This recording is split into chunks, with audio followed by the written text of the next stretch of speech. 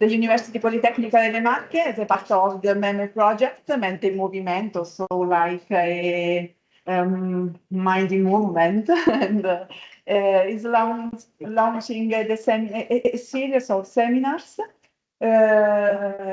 which kick off today with the lecture by Professor Robert Newton. He is really a great researcher in the theme of the exercise. He is a great exercise physiologist and awarded for his studies in the use of exercise for cancer prevention and the prevention of neurodegenerative disorders. The seminar will be introduced by Dr. Natalucci, that she is our kinesiologist. The Me.Mo project, I would like to spend really 1 minute to describe the Me.Mo project. That is a project that aims to promote the psychological and physical well-being in the students, in the university students. This project began with a national survey on well-being and physical activity, and will continue activating some groups of actions in terms of psychological promotion, physical activity promotion. Also, we are creating a platform to improve our learning capacities in order to improve the psychophysical well-being in students. So I stop and call Valentina to introduce Professor Newton. Good morning to everyone. And first of all, thanks to Professor Capecci and Professor Ceravolo for embracing the opportunity to host Professor Robert Newton here today. It's my really pleasure to introduce Professor Newton from Cowan University in Perth, Australia. And Professor Newton is one of the world leading on exercise medicine. He is an accredited exercise physiology and a certified strength and conditioning specialist. He is also a member of the American College of Sport Medicine and the American Society of Clinical Oncology. In 2019, he was named Western Australia Premier Scientist of the Year. His scientific works focus on how exercise can support people with cancer during and after treatment to improve both clinical outcomes and also quality of life. So it's a really pleasure to have him here today, and welcome, Ron.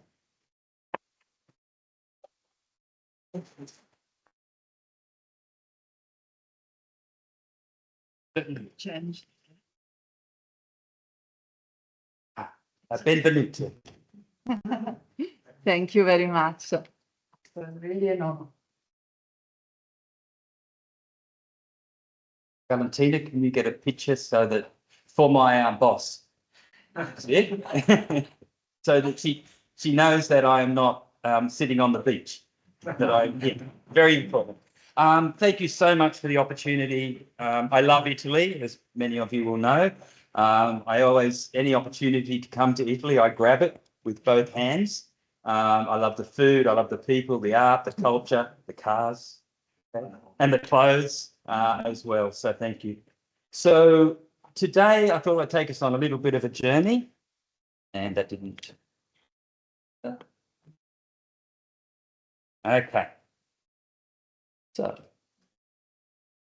for the past 40 years, my team and I have been researching an exquisite medicine. This medicine has been proven to be safe and effective in the management of all chronic diseases. It slows progression or even reverses type 2 diabetes. This medicine is the only known cure for type 2 diabetes. It is the only treatment for sarcopenia, that is low muscle mass, which is greatly increasing in the world's population and is a major problem now, but is going to become a much more significant problem in the future. It is the most effective treatment for osteoporosis, low bone mass. It's proven to reduce clinical depression by 60%. It slows or reverses cognitive decline. It's currently our best option for treating and preventing Alzheimer's disease. We still, after the investment of billions of dollars, still do not have an effective treatment, pharmaceutical treatment for Alzheimer's. This medicine is the only known effective treatment. It lowers cholesterol and blood pressure. It enhances immune function.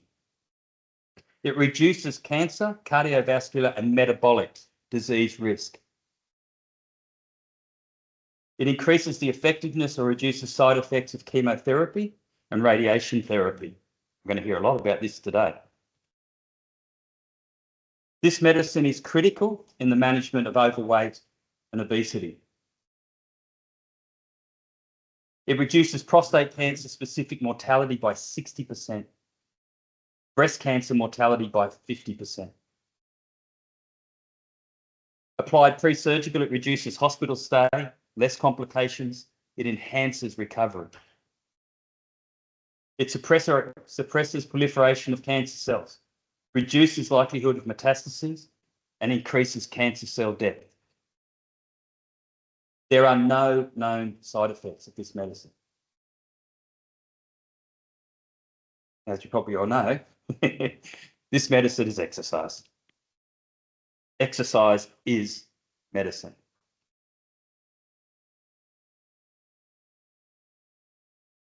Now, some of my clinical colleagues will push back a little bit on this one and say that exercise is not a medicine. I argue it is because it actually induces endogenous medicine. It helps the body create medicine from within.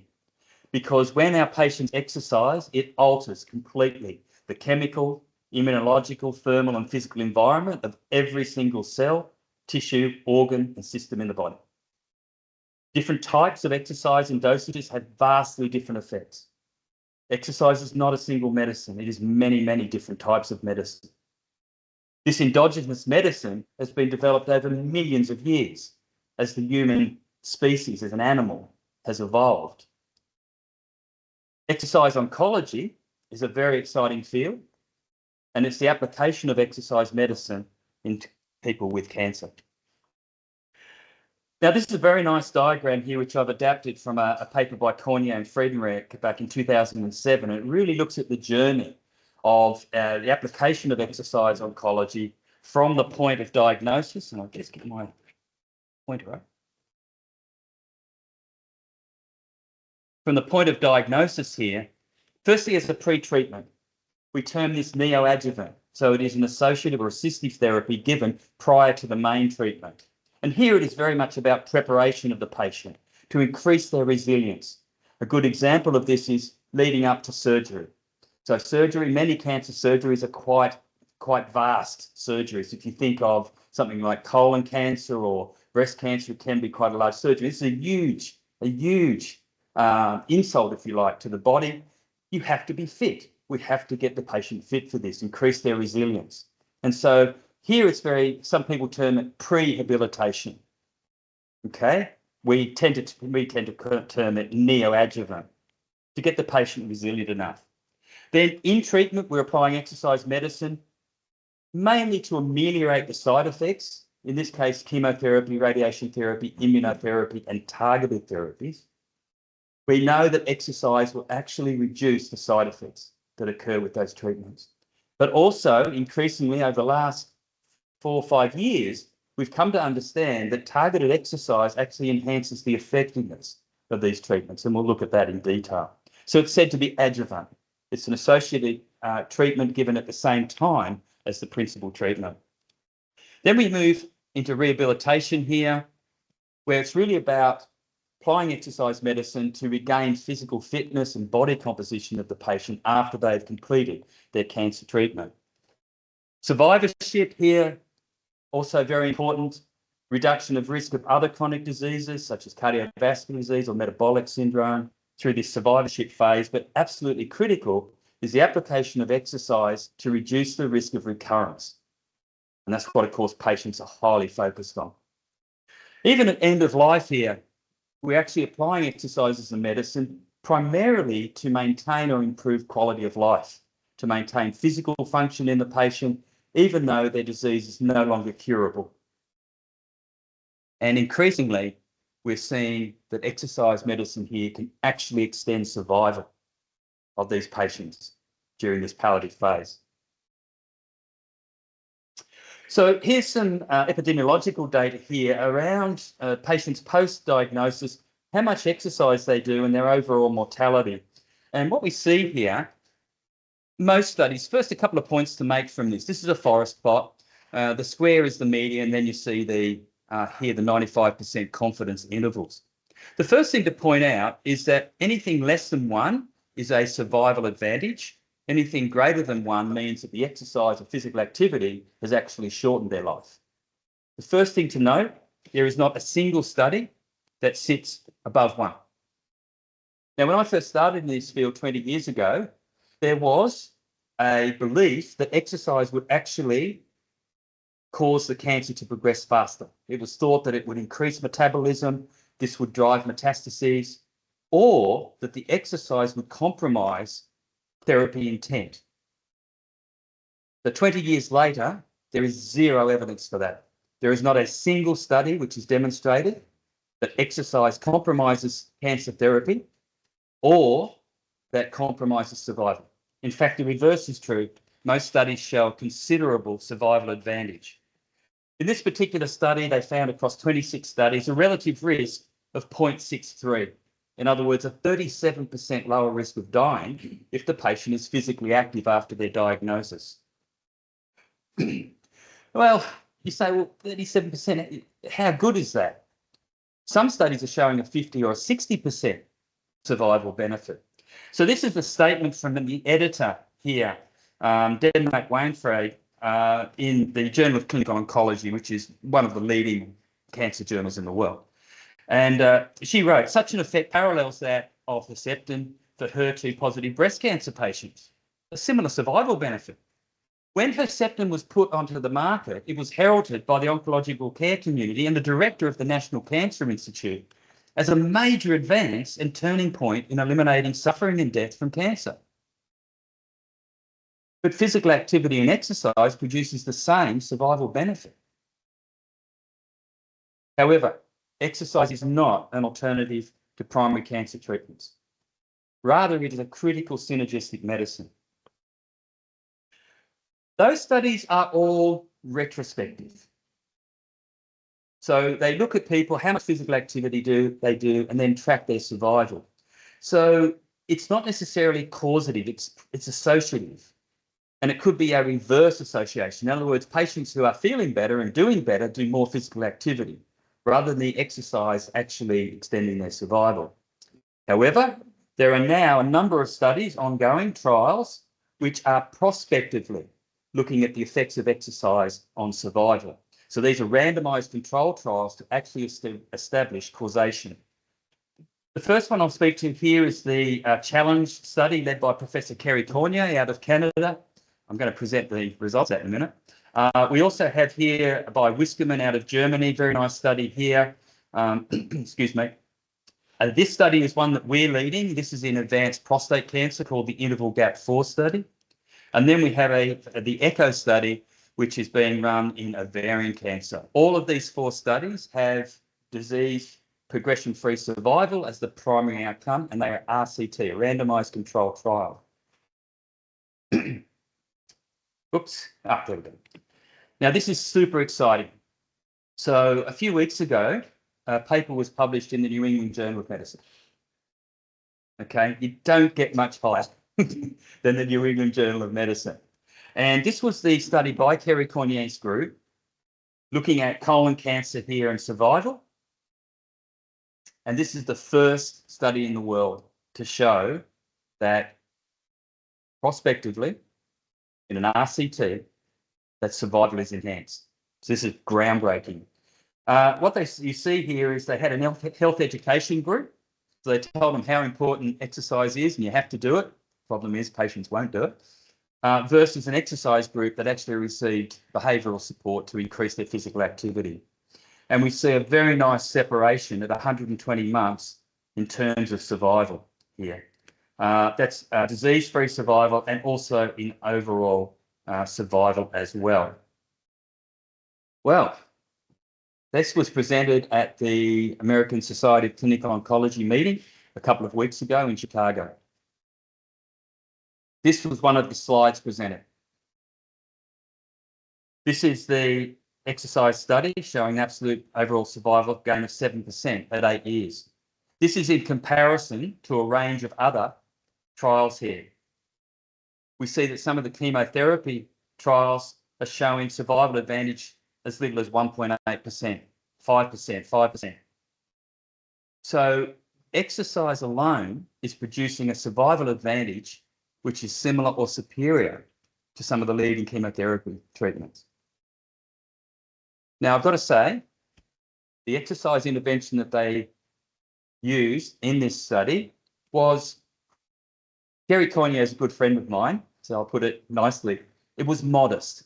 All they tried to do was to get their patients to do around 150 minutes per week of moderate aerobic exercise, brisk walking.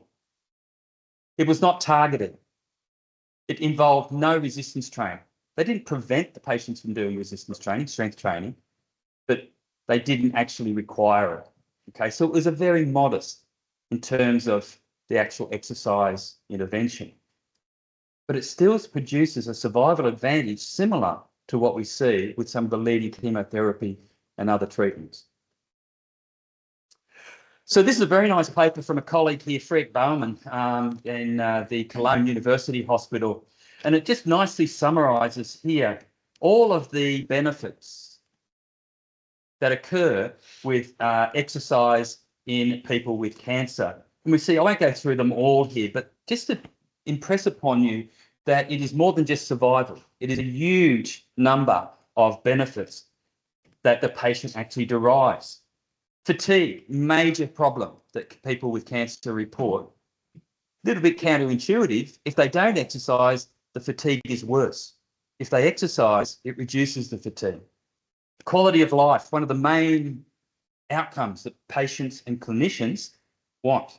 Improved quality of life. Exercise really increases it. I won't go through all of them. It's a nice paper if you want to read it. I think I'll skip over that one as well. Now, let's delve into the mechanisms. How is this survival advantage actually produced? So this is a very nice study here, and this was looking at patients undergoing chemotherapy. Now, with chemotherapy, as you probably all know, the patient will experience a different level of toxicities, side effects of the treatment. And those toxicities range from neuropathy through to pain, fatigue, etc., diarrhea, a whole range of things. Now, this is the usual care group here, and they observed around a 25% dose reduction. What that means is the medical oncologist has had to reduce the amount of chemotherapy being delivered to the patient to try and manage their side effects. They then had two groups which were actually doing exercise here. Again, the exercise was fairly modest. It was low to moderate in intensity. These groups averaged only 10% dose reduction. So that means more chemotherapy agent delivered to the patient, greater likelihood of cure or certainly reduction in growth. This is a preclinical study. So this is a study done in animals. In this case, it's a mouse model. And what they did is they injected these mice with breast cancer cells. They then divided them into 4 different groups here. So it's a little bit hard to see, but they divided half the animals received chemotherapy at 7, 9, and 11 weeks. Half the animals had access to an exercise wheel. So when you put an exercise wheel in a cage with a mouse or a rat, they will jump on it every night and they will run and run and run. And this is the control animals that received no chemo and no exercise wheel. And this is the tumour volume, how it grew over the 18 weeks here. This line here, there's actually two there, I'll have to fix that, are the group that received chemotherapy or exercise. As you can see, the rate of tumour growth is the same between the two. In other words, exercise wheel slowed growth of the tumour to the same extent as chemotherapy. But this is the group that received both exercise and chemotherapy, a vast suppression of tumour growth. This is a very nice study here. Again, this is in an animal model. And what they did is they injected the animals here, infused them with melanoma cells. And then what they did is half the animals, there was 12 animals, 6 of the animals in their cage had an exercise wheel, 6 of them didn't. They were all in the same lab, same light, same food, same everything. Except in their individual cages, 6 of them had an exercise wheel. Everything else identical. The animals were specially bred, they were genetically identical. Okay, so the only variability is could the animal exercise or not. Now this is the tumour volume when they sacrificed the animals in the control group versus the group that had the exercise wheel. This is the number of lung tumours because in this particular model, the melanoma tumours develop in the lungs of these animals. So here we see the lungs of the control animals, and you can see the dark tissue here is the melanoma tumour, compared to the exercise group. An astounding suppression of the development of the melanoma. Now, in this particular study, what they saw was that the lungs of the exercising animals were absolutely saturated with natural killer cells. And what is happening here is when the animals exercise, they get the release of adrenaline, noradrenaline, that mobilises natural killer cells into the system. We then have a whole range of other factors, particularly the presence of IL-15, which activates those natural killer cells, makes them more efficient hunter-killers. They have increased blood perfusion through the tumour because of their exercise. And so you have these natural killer cells, which have been hyperactivated, delivered directly into the tumour to suppress it. So what we're seeing now is that exercise medicine is a multi-therapy facilitation. In terms of radiation therapy, one of the key factors, and we'll have a look at this a little bit later, is that it reduces hypoxia within the tumour, and this enhances the effectiveness of the radiation therapy through the oxygen enhancement effect. But also, it enhances the immune function. Radiation therapy works by directly irradiating the DNA of the cancer cells and killing them, by using the oxygen, which is available to create radical oxygen species, which also damage the DNA, but also it burns, if you like, the tissue. This causes a migration of natural killer cells and T cells into the tissue, which then also, whilst they're cleaning up the damage from the radiation, they're also destroying the cancer cells. So those 3 mechanisms. Exercise enhances 2 of those mechanisms. Chemotherapy, it enhances delivery of the chemotherapy agent. In particular, as we saw from the previous slide, it suppresses the toxicities of the chemotherapy. In our clinical practice now, we are exercising patients immediately before they receive their radiation therapy fraction, immediately before they receive their chemo infusion. In some hospitals, we are exercising them during infusion as well to try and enhance these benefits. Theranostics are relatively new cancer treatment, involves labelling antibodies with radioactive particles, and those antibodies are attracted towards particular cancer cells. So they attach to the cancer cell and they deliver that radiation therapy directly to the cancer cell, destroying them. Exercise, of course, enhances the delivery of that. And finally, immunotherapy, which in many ways is the holy grail, I guess, of cancer treatment. It's been very, very effective in melanoma and some blood cancers. It's not working so well in breast cancer and prostate cancer. However, exercise plays a critical role in immunotherapy. First, if the patient exercises, then they have more immune cells and they have healthier immune cells. So when we draw those immune cells out, okay, and then when we treat them and then re-inject them back into the patient, we have a much more effective immunotherapy response. So many mechanisms we're seeing now, and this is a major area of investigation, is to look at how these different mechanisms provide this survival advantage.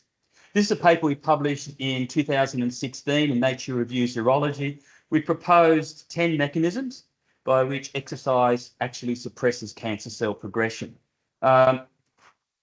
First one up the top here is a beneficial myokine and adipokine profile. So these are molecules that signal directly to cancer cells to suppress their growth. Improved immune function, we'll talk a little bit more about that. Changes particularly in the sex hormone responsive cancers like ovarian, breast and prostate cancer. We see changes in the actual receptors for these hormones through exercise. Reduced systemic inflammation and oxidative stress as well. Changes in tumour vascularization. Changes in epigenetic and gene expression, telomere alterations, and another important one here, well, they're all important, but one we're also investigating is modulation of other circulating factors like insulin growth factors like IGF-1 and some of the sex steroid hormones. This is a paper that we published in 2021 in Nature Reviews Urology, and we delved a little bit more deeper into this myokine or cytokine and immune interaction that we have. We found out about 15 years ago that our muscular system is in fact an endocrine organ. Prior to that, we thought, oh, well, it's really important for movement. But it was discovered that our muscles actually pour out hormones and other molecules or peptides, which are called cytokines. Now, these are signaling molecules, and they signal to every single tissue and cell in the body. Now, some of these key cytokines, when they're released from muscle, are termed myokines. And some examples here like IL-6, irisin, decorin. We know that when we apply these individual myokines to living cancer cells, they actually suppress their growth. And they do this directly through cell cycle arrest, reducing proliferation, and also apoptosis. So these myokines actually signal to the cancer cells for programmed cell death. So we have a direct signaling effect. But on the other side of things, we also have the adipokines. So these are cytokines released by our fat cells. It's a bit like the yin and the yang here. We have to have them in balance. This is one of the reasons why cancer risk, cancer incidence is increasing markedly, simply because the body composition of the world's populations is changing towards higher levels of fat, lower levels of muscle.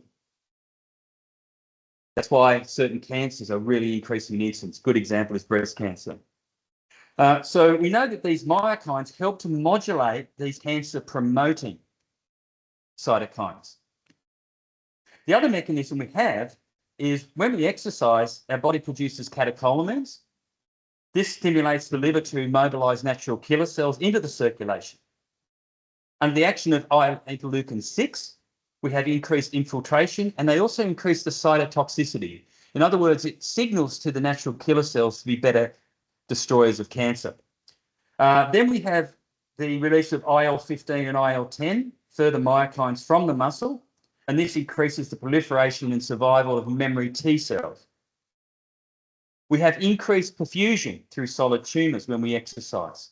And so this forces more of these immune factors into the tumour.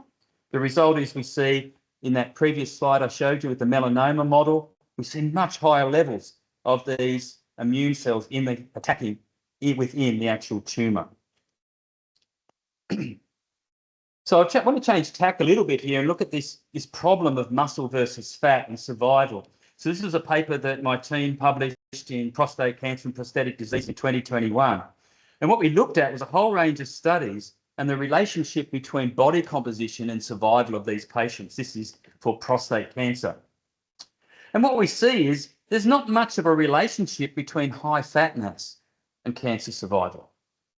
However, low muscle mass is a significant predictor of survival. patients who have low muscle mass are much more likely to succumb to their cancer. And it is likely due to that relationship of these myokines and adipokines.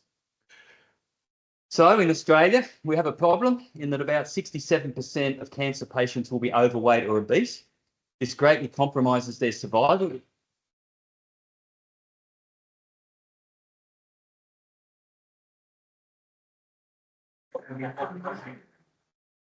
The presentation wasn't that bad, surely.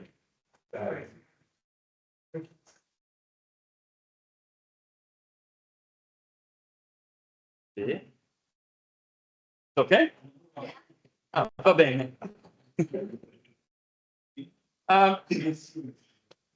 Now, also, having a high fat mass really compromised, particularly for surgery.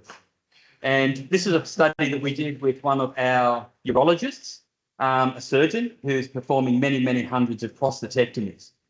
And he came to us and said it's getting really difficult because some of these patients are morbidly obese. And I'm trying to operate on them. I'm wading through fat tissue. He does robotic surgery. And when he operates on them, all of their tissues are adhering, they're inflamed.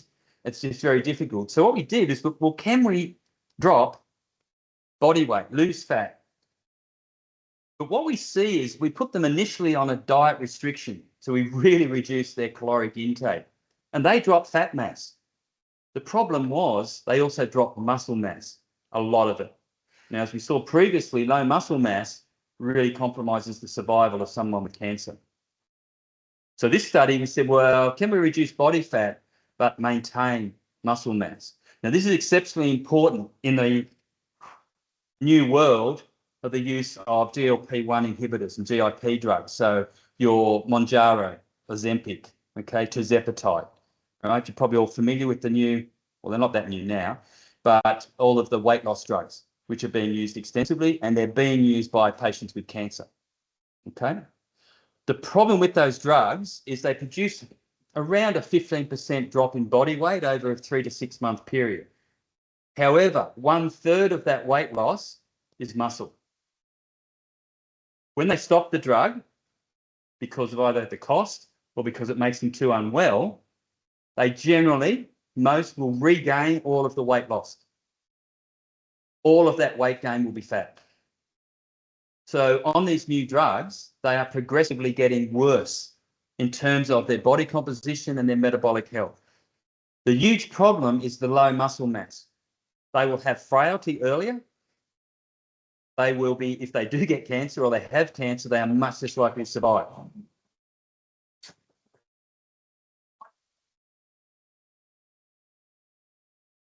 I'm sorry.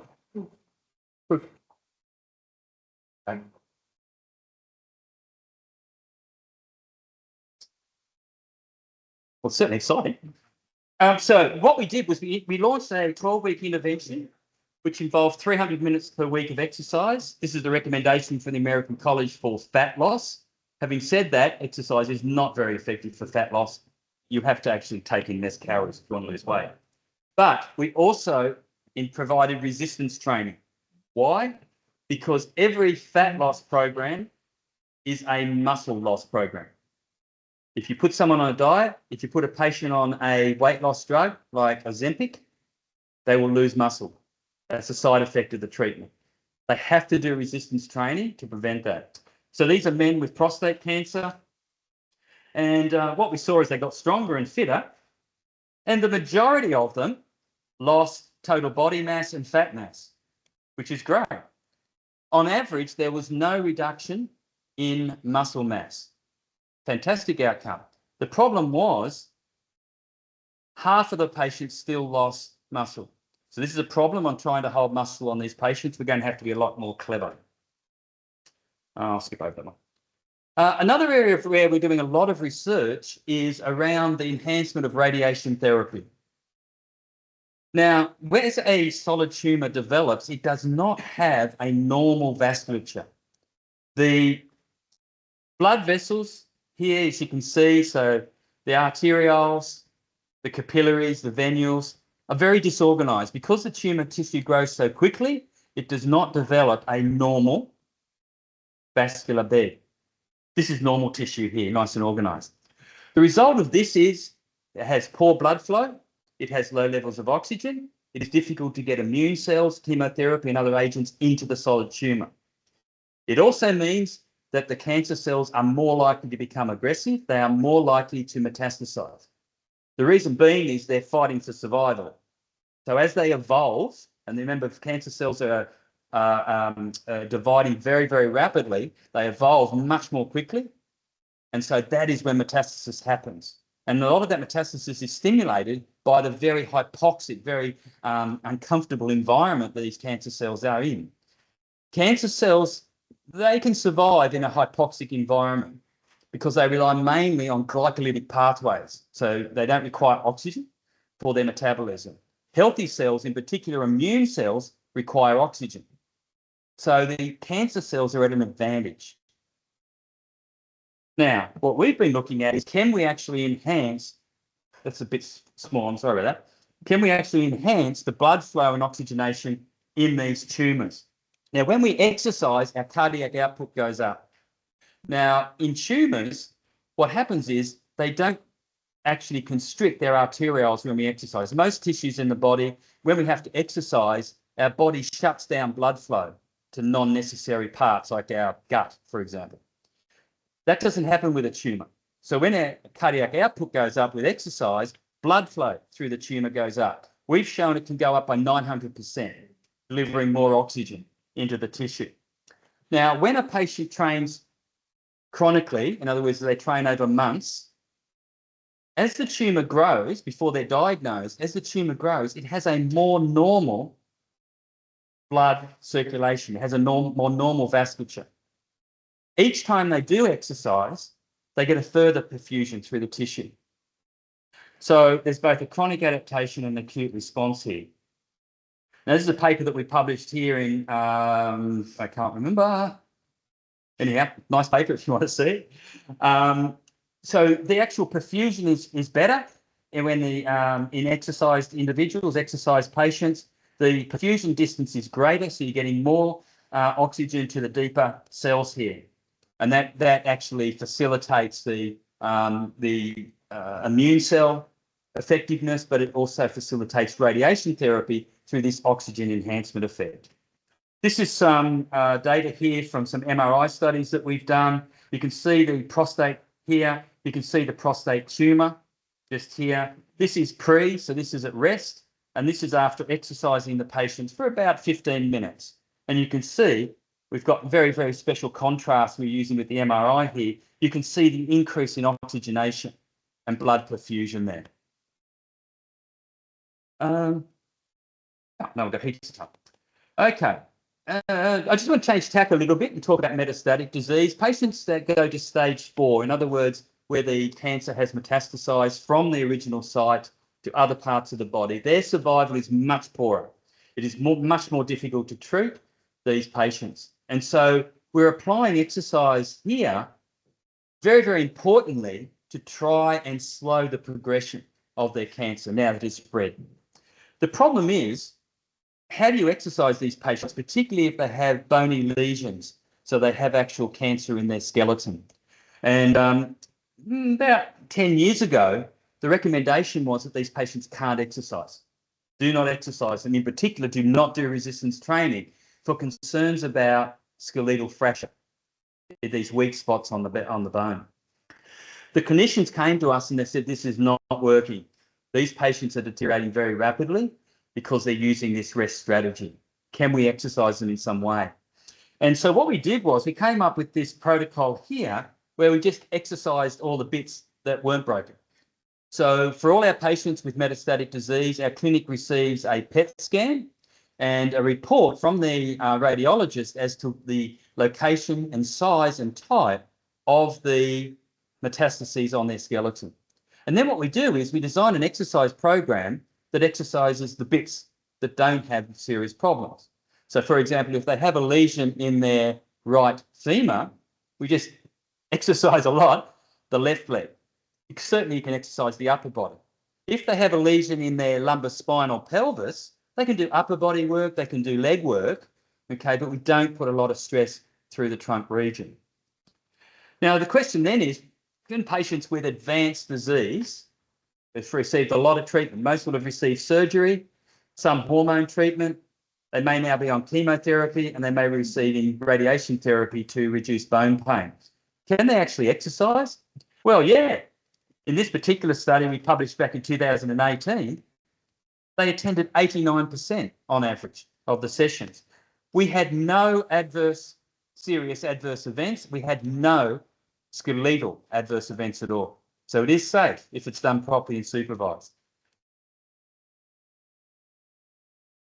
Next question. Wow, back in that time, yeah, it's 2018, it's a fair while ago. The question was, can these patients get stronger? Can this work? Well, yes, they can. They got stronger and we improved quality of life for them, which is critical. However, there was also some research which has come out. This particular study is in rabbits, so it's a rabbit model. They injected cancer, this is human metastatic breast cancer. They injected into the tibia of these animals. Half the animals had their limbs suspended, so they couldn't load it. And if you have a look at the animals here, you see in the non-loaded condition that tibial integrity in these animals is down to almost 20% of the animals, but it's still 100% in the animals that still could be loaded. Tumour growth, 100% of animals bearing tumour in the unloaded condition versus the loaded condition. So what's happening here is, as you know, the skeleton is a very, very active tissue. When you provide loading forces through it, you have electrical and chemical signals from the bone cells, which are driving remodelling. But it appears that those signals are also suppressing the progression of the cancer cells as well. So what we're doing now is we're actually loading the skeleton in these sites. We're using isometric loading protocols, and we're going to go through this afternoon in a practical workshop, where we're doing isometric exercises to actually load, very in a controlled way, the actual sites where you have these bony metastases. Now, we have completed 2 studies, one in breast cancer and the other one in prostate cancer. Now, what we found is no skeletal related events. So it appears to be safe, and we're seeing that we have good attendance and good benefits from it. This is just some of the exercises that we use in this protocol. We'll go through that this afternoon. The other one, just totally flipping things, but one of the other key issues that a lot of patients experience, particularly men with prostate cancer that are on androgen deprivation therapy. So ADT is where they are given drugs which either block the production of testosterone, or they block the receptors, the androgen receptors. So these men are castrated. Their tissues have no access to testosterone at all. That really stops the prostate cancer progression, but it causes dramatic side effects: bone loss, muscle loss, fat gain, cognitive changes. The bone loss is a major problem. The similar effect occurs in women on estrogen suppression as well, and this is very common in breast cancer management. So we developed a particular prescription to maintain bone, and what this involves is placing impact loading through the skeleton here, through things like marching and stamping, heel drops, skipping, etc.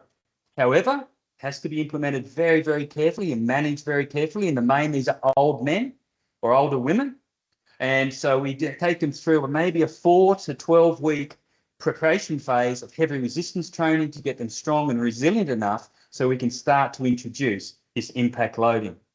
We showed that we could completely prevent the bone loss in these patients.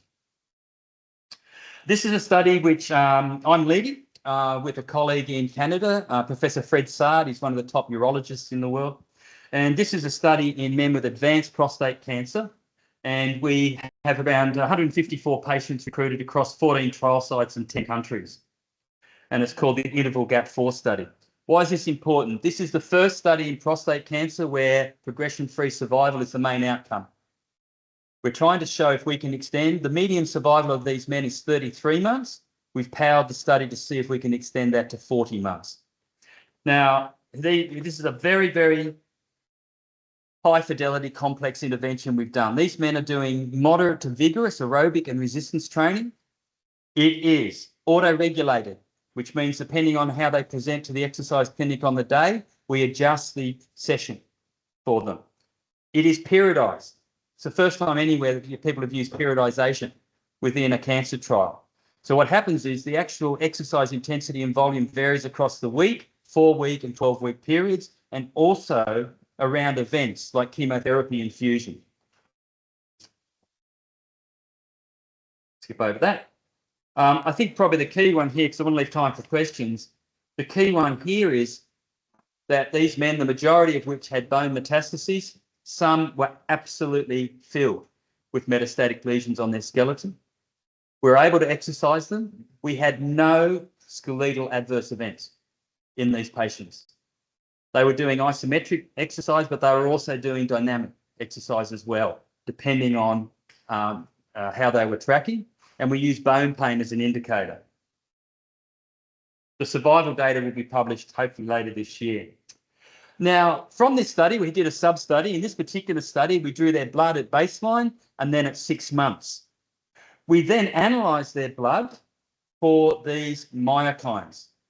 We also measured their body composition, and we did a real-time cellular growth study here where we applied the serum from these patients to living prostate cancer cells. These are hormone-sensitive prostate cancer cells. What we saw first off is that we have an elevation of these anti-cancer myokines.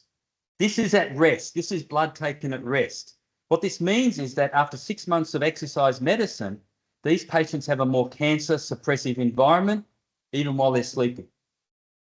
When we then put the serum over these living cancer cells, we saw around a 20% suppression of cancer cell growth.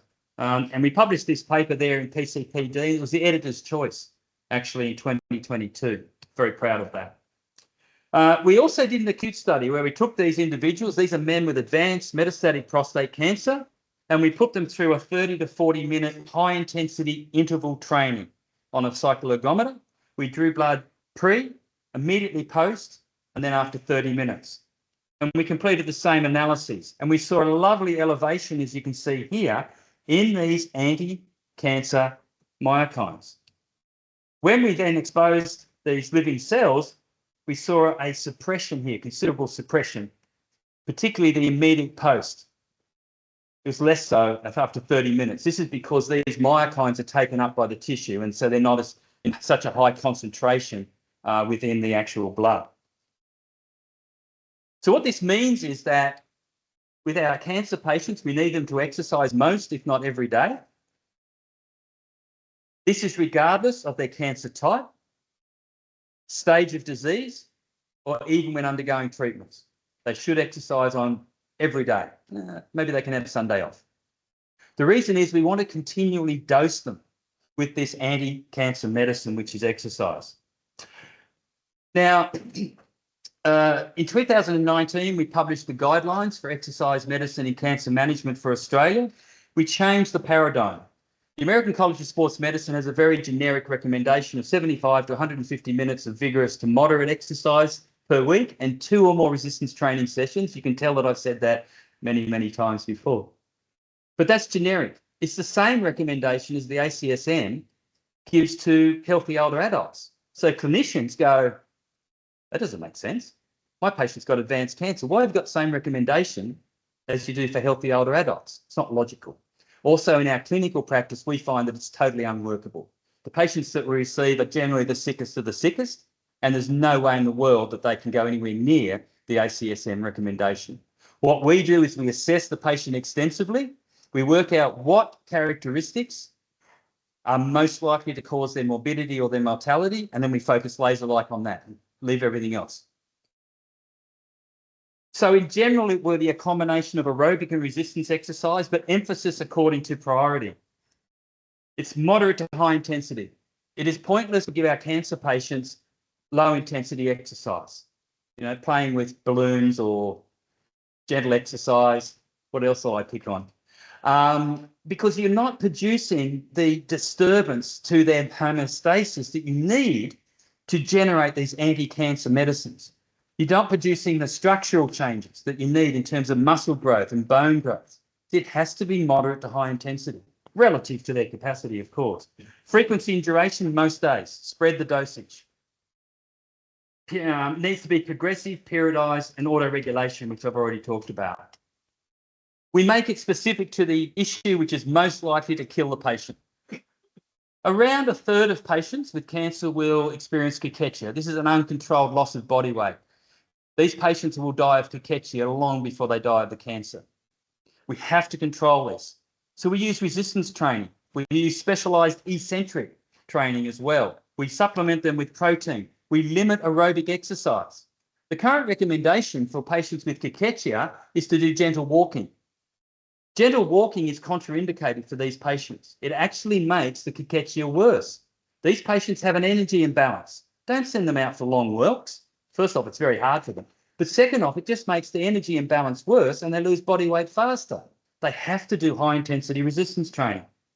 Bone loss we've talked about, obesity we've talked about, so very specialised. In May last year at the American College of Sports Medicine, we got together as a group, people interested in exercise oncology, and we formed the International Society of Exercise Oncology to try and promote exercise as a medicine for people with cancer throughout the world. There's the website there. We're growing that quite quickly. There is membership opportunities for both students, clinicians, and for exercise physiologists, physiotherapists, etc., or allied health. So have a look at that as well. I want to thank you for the opportunity, particularly Valentina, for giving me the opportunity to come and speak today. I'm just so excited to meet you all and to talk to you about our research, and I hope that we can collaborate moving forward on some projects.